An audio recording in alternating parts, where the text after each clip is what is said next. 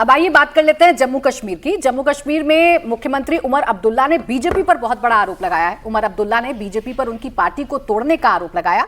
उमर ने कहा कि उनके एक विधायक को पाला बदलने के लिए 20-30 करोड़ रुपए और मंत्री पद का लालच दिया गया है। उनके विधायक ने प्रस्ताव को ठुकरा दिया और उन्हें इस बारे में जानकारी दी।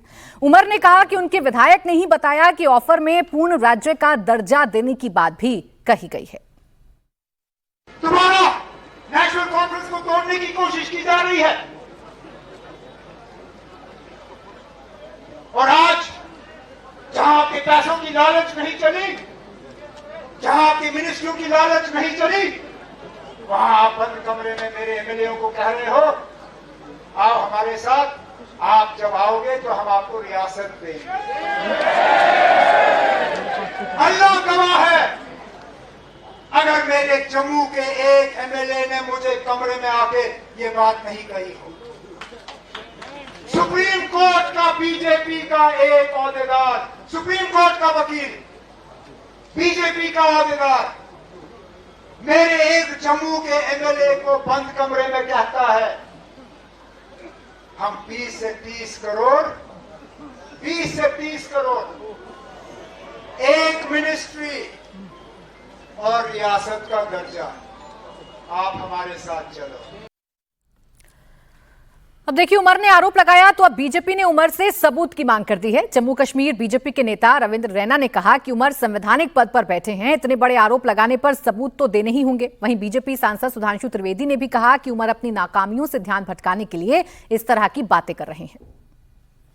उमर अब्दुल्ला साहब एक संवैधानिक पोजीशन पर हैं, जम्मू कश्मीर के मुख्यमंत्री हैं। उन्होंने आरोप तो लगाया है और आरोप के साथ साथ श्री उमर अब्दुल्ला साहब को प्रमाण दिखाने पड़ेंगे, सबूत देने पड़ेंगे, पब्लिक डोमेन में एविडेंस उन्हें रखने पड़ेंगे कि वो कौन लोग हैं जिन्होंने इस प्रकार की साजिश की है। उमर अब्दुल्ला साहब चूंकि जम्मू कश्मीर के चीफ मिनिस्टर हैं, उनके बयान को भारतीय जनता पार्टी बड़ी गंभीरता से लेती है। जम्मू कश्मीर के मुख्यमंत्री उमर अब्दुल्ला जी ने एक बेहद ही गैर जिम्मेदाराना और निंदनीय बयान दिया है, जब उन्होंने बगैर किसी तथ्य के आधार पर यह अनर्गल आरोप लगाने का प्रयास किया कि भारतीय जनता पार्टी उनकी पार्टी के विधायकों को तोड़ने का प्रयास कर रही है।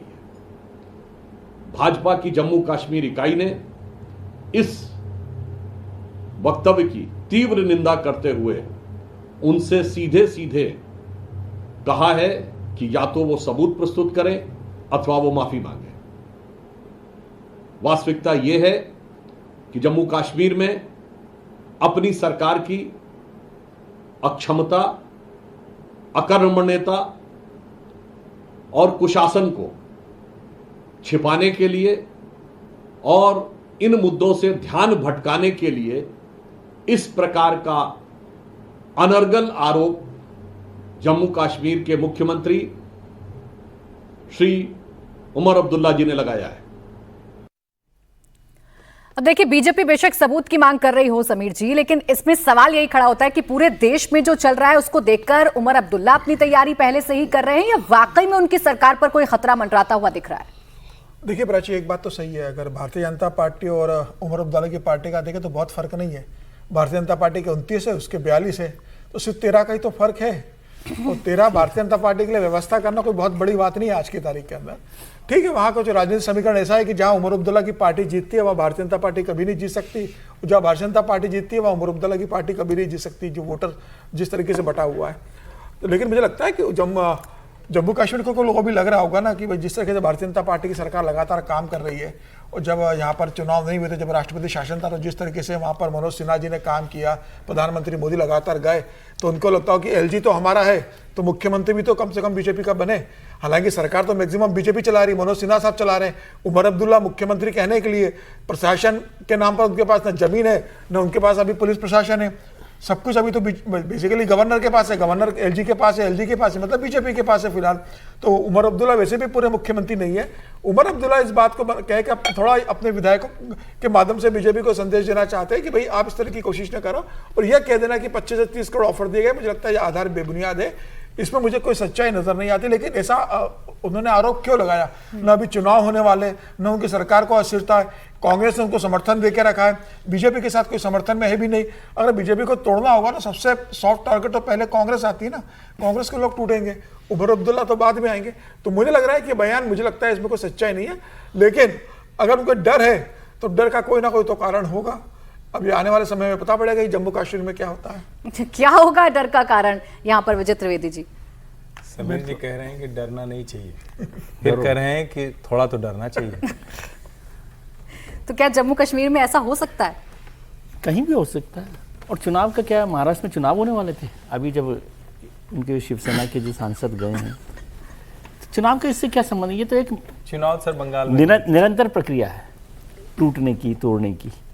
लेकिन मेरे को एक अच्छी बात लगी कि टूटने की, जो भी शब्द काम में ले लें, सब अपने अपने परसेप्शन में, तीनों ही शब्द शामिल हैं। लेकिन मैं कह रहा हूँ कि उमर अब्दुल्ला जी के लिए एक मौका है। उमर अब्दुल्ला जी का मैं पूरा ये सुना बयान जो वो दे रहे हैं भाषण, उसमें उन्होंने कहा कि उनको 20-30 करोड़ रुपए देने की बात की गई है एमएलए को, ठीक है, वो आरोप है।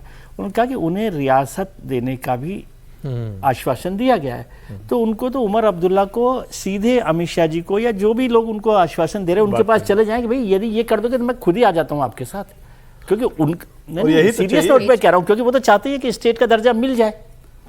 तो वो खुद ही कह दें कि भाई यदि आप ऐसा करना क्या सोच रहे हैं तो हम पूरी पार्टी आपका समर्थन करते हैं और आप दे दीजिए, क्योंकि उनके लिए सबसे बड़े इंटरेस्ट की बात है जो वो कहते हैं। उससे मैं ऐसा समझता हूँ कि जम्मू कश्मीर को राज्य का दर्जा दिया जाए। और यदि उनके विधायक ने उमर अब्दुल्ला साहब को बताया कि बीजेपी ने ऐसा भरोसा उन्हें दिलाया है, तो उन्हें सीधे बीजेपी से बात कर लेनी चाहिए। एक तो पार्टी भी टूटने से बच जाएगी और जम्मू कश्मीर को स्टेट का दर्जा भी मिल जाएगा। उनकी सबसे बड़ी मांग भी पूरी हो जाएगी। हाँ।